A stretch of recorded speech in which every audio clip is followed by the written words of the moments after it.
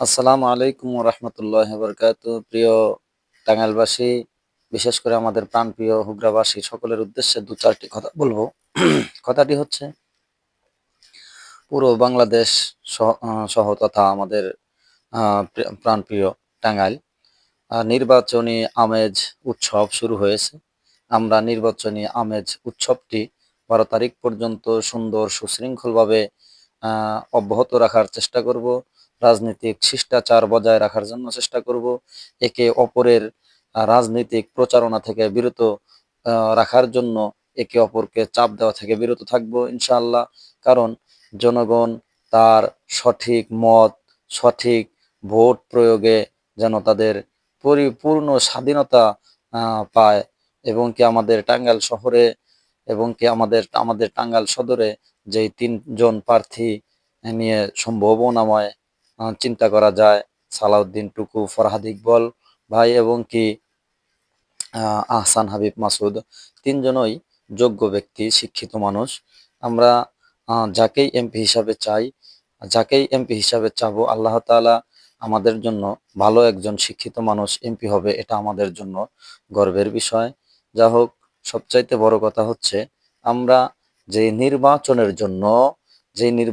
জন্য আপনার প্রতিবেশী, আপনার আত্মীয় স্বজন, আপনার ইউনিয়নবাসী যার সাথেই যে আচরণই করেন না কেন, এই 12 তারিখ পর্যন্ত নির্বাচিত হওয়া পর্যন্তই এগুলা অব্যাহত থাকবে।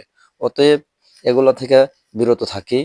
কারণ প্রতিবেশী আপনার সারা জীবন মৃত্যু পর্যন্ত প্রতিবেশী থাকবে। প্রতিবেশী সবচাইতে গুরুত্বপূর্ণ একটি, কারণ আপনার বিপদে আপদে প্রতিবেশী সবার চাইতে আগে ফিরে আসবে। যেই এমপি হোক না কেন, ওই এমপি আপনার বিপদে আপদে তাৎক্ষণিক ফিরে আসা সম্ভব নয়। এই কথাটি মাথায় রেখে সবাই সবার স্থান থেকে সবার সবার দলের জন্য ভালো দিকগুলো তুলে তুলে ধরে মানুষের কাছে ভোট প্রার্থনা করেন, অন্যকে ভোট প্রার্থনা করার সুযোগ দেন। কারণ ভোট শ্রেষ্ঠ একটি আমানত। মানুষ কোন ভালোর দিকগুলা যদি সত্যি বোঝানো যায়, তারা অবশ্যই ভালোর দিকগুলাই বুঝে শুনে ভোটটা প্রয়োগ করবে ইনশাল্লাহ। আমি সকলের কাছে আহ দোয়া চাচ্ছি, এবং কি ভোটের জন্য সকলের সুন্দর সুশৃঙ্খল ভাবে যেন মানুষ কেন্দ্রে এসে ভোট প্রয়োগ করতে পারে।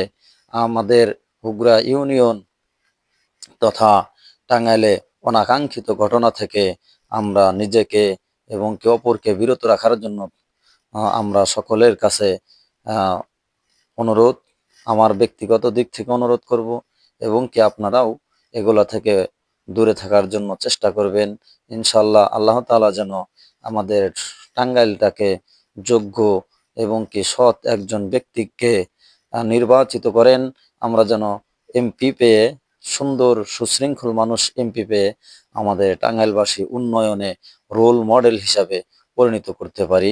আসসালামু আলাইকুম ওয়া রাহমাতুল্লাহি ওয়া বারাকাতুহু।